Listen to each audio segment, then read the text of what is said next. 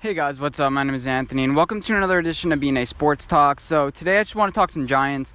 So basically what happened is I didn't watch the game, but from the highlights, from everything I've seen, from people talking, I'm just sick and tired because I feel like there's a voice missing here. We knew we weren't going to win that game. We knew Dallas Cowboys has had our number on defense. So Pat Shurmer was just like, let's not play Saquon Barkley. Let's see what we have in Eli. And I'm starting to think maybe there's a little bit of a conspiracy here to get Eli out of the building. I mean, do you think our defense is really that bad? No, I think our defense is just really young. Let's list all the starters from last year, just off the top of my head. Alec Ogletree, B.J. Hill, R.J. McIntosh, Tomlinson. I mean, there aren't too many guys. Janoris Jenkins, the guys who returned from last year. Defense, it's smash mouth. There's a lot of youth on this team, and we just need to keep on playing together. And it was a great lesson against the Dallas Cowboys because we're going to have to face them multiple times. And to get embarrassed like that, I think it'll ultimately be good for the team. And, there are a lot of teams in the first week who get blown out. It's just... I remember last year with the Lions, there were a lot of teams, and it's okay. Even though the Lions didn't do that well last year, and that's a bad example. There are a lot of teams that just don't do well the first week because the other team prepared better. The other team threw something at them that they weren't expecting. I mean, Kellen Moore, what were you expecting? You're expecting a lot of play action. The Giants didn't really counteract it that well.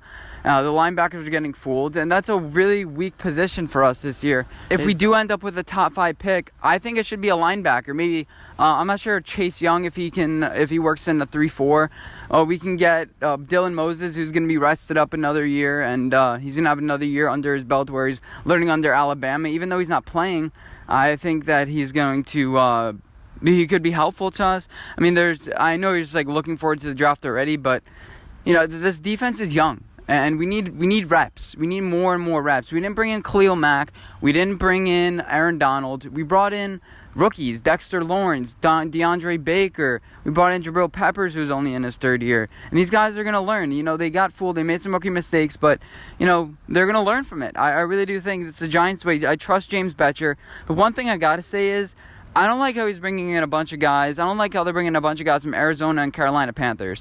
I know both teams made the NFC Championship a couple years ago, and they had a little bit of spurt of success. But there are other players in the league. You know that, right? We brought in, I think I forgot the guy's name. He was he played for the Panthers.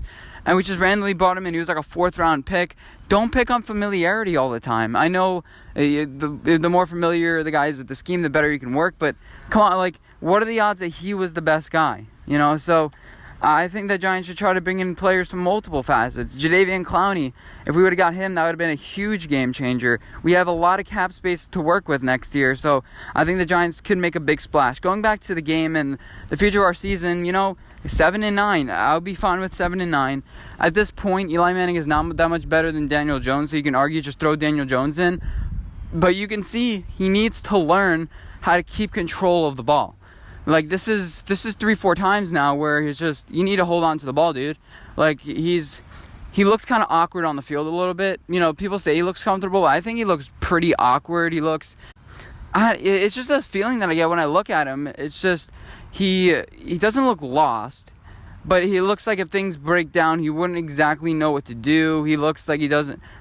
he looks kind of awkward on the... I don't know how to best explain it, but he doesn't look like he fits just yet. Eli Manning, he's a little bit inaccurate sometimes, but a lot of quarterbacks are inaccurate. Baker Mayfield is inaccurate. Our offensive line is looking better. So, I mean, especially against that Dallas Cowboy front, Eli Manning only got sacked once, had that nice escape pressure.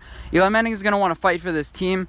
I say we wait to throw Daniel Jones into the Wolves, and there's going to be an opportunity here where I think a team like the Jaguars, a team maybe like the Titans or something like that, they're looking to win their division, and their quarterback goes down. Marcus Mariota, Ryan Tannehill, Nick Foles just went down, and we're going to have a great opportunity to trade Eli Manning away because we're going to want to put Daniel Jones in. I think that's definitely a possibility. It's not likely. I give it around a 20% chance of happening to any given team.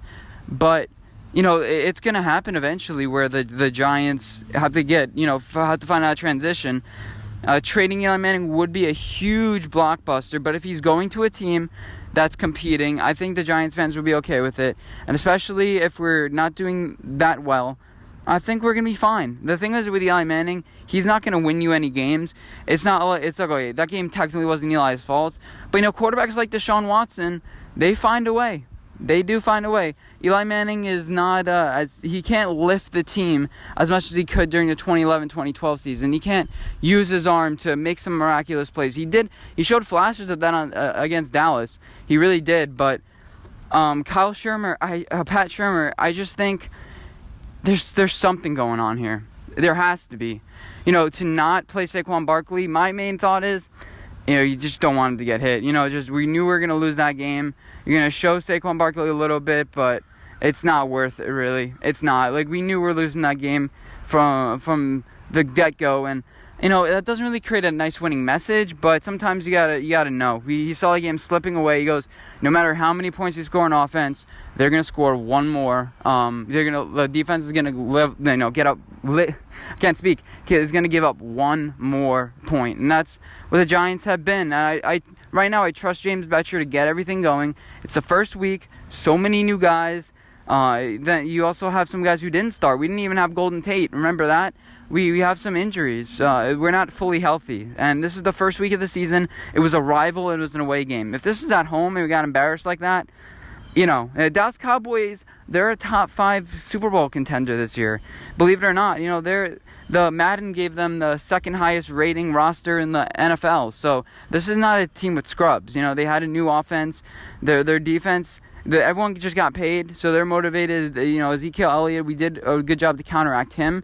But, this team is good. And even though there are rivals, don't underestimate. This is going to be a good team. I said from the get-go, this team could be special. I just thought the Cowboys were an accident waiting to happen. Maybe Kellen Moore is the real deal. I was skeptical. But yeah, that's my opinion about the Giants game. This week against the Bills is going to be big.